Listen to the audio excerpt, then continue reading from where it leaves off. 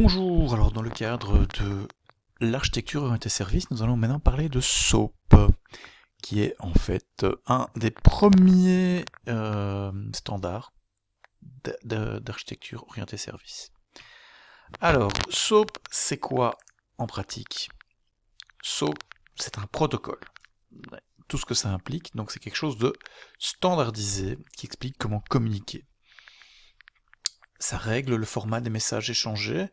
Alors ce qui est intéressant dans SOAP, c'est qu'il n'est pas dépendant d'un type de transport, même si souvent c'est du web qu'on utilise, mais on peut utiliser d'autres types de protocoles que HTTP.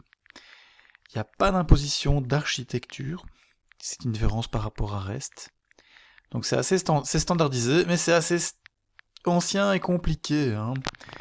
Malgré tout, on le trouve encore dans pas mal d'endroits, notamment quand on a besoin de validation, en fait. C'est assez intéressant à ce niveau-là, on va voir pourquoi ça peut être intéressant. Alors, donc voilà l'idée. On a un client et un serveur. Enfin, on rend le service quelque part. Donc voilà. Alors comment ça va se passer? C'est que le client, il va aller en fait envoyer un message SOAP qui est Simple Object Access Protocol, c'est-à-dire qu'en fait, ce message va aller interroger un objet quelque part dans l'application au niveau du serveur. Elle va exécuter une méthode. C'est un peu ça l'idée. C'est un espèce d'appel de méthode à distance sur un objet. Donc on fait un message et on produit une requête SOAP qui est reçue par le service, le serveur. Donc on voit ici, il y a le réseau entre les deux. On ne spécifie pas exactement quel réseau c'est, mais le message est transporté par le réseau. Et on fait ce qu'on appelle une désérialisation, c'est-à-dire on prend ce message qui est du XML, hein, donc on vous a peut-être parlé déjà ce que c'est que le XML, hein, donc c'est une façon de structurer un document de façon hiérarchique. Et ce document est désérialisé, c'est-à-dire qu'on l'interprète. Et ça donne lieu en fait, du coup, à une requête sur l'objet considéré dans le service web. Et ensuite, le serveur, il répond, il fait le traitement, et il y a une réponse qui est produite également à l'aide d'un message XML, qui est emballé dans un message SOAP, et on envoie la réponse au client, qui interprète ce message XML, et on a la réponse. Voilà. Donc quand je dis on transporte des messages XML, en réalité, ce qui se passe, c'est qu'on transporte un message SOAP, qui est emballé, qui emballe un message XML. Donc, on a le XML qui est la requête, qui est emballé, qui est envoyé à travers le réseau. Ce message est reçu, est interprété, on fait un appel sur l'objet, et on produit une réponse qui est transportée de la même façon dans un message SOAP qui emballe un document XML. Ça, c'est le principe de SOAP. Alors maintenant, SOAP est un peu plus large que ça. En fait, c'est une série de protocoles. C'est-à-dire que on a en fait un protocole pour décrire le format des messages. Ce qu'on appelle les WSDL ou WSDL en belge, en bon belge, hein. WSDL. Ça décrit en fait quels sont les messages qui vont être échangés.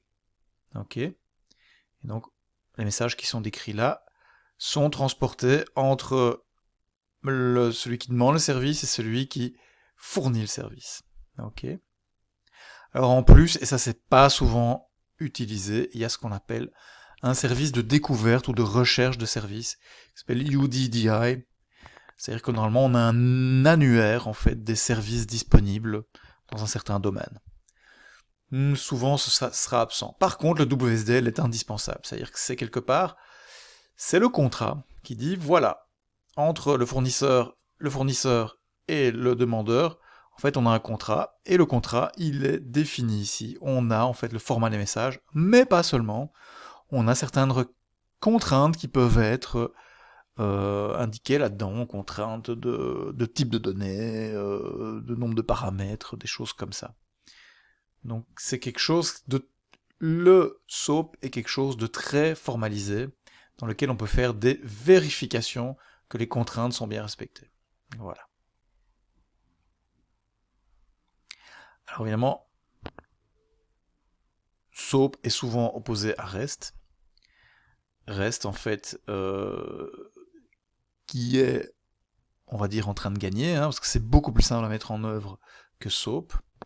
Mais il y a une certaine différence, certains points qui sont quand même intéressants. Donc ici, on voit que SOAP c'est un protocole, donc c'est très spécifié, tandis que REST c'est plutôt un style architecturel, c'est très flexible. Il n'y a pas de standard pour REST, tandis qu'il y a un standard officiel pour SOAP.